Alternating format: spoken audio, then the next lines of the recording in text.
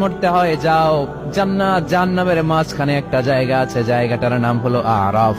এই আরাফের মধ্যখানে যে দাঁড়া, ওখানে যে মালাকুল মউত কাঁপতে থাকবে। মালাকুল মউত বলবে, আল্লাহ সৃষ্টির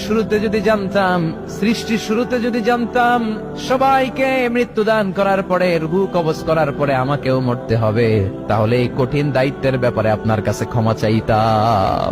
আজকে আমারও যে ভাগ্য বরণ করে নিতে হবে সৃষ্টির শুরুতে, আমি এটা কল্পনাই করতে পারি নাই। আল্লাহ বলবেন, নো টক, মুত ইয়া মালাকুল মউত, মরে যা, মরে যাও।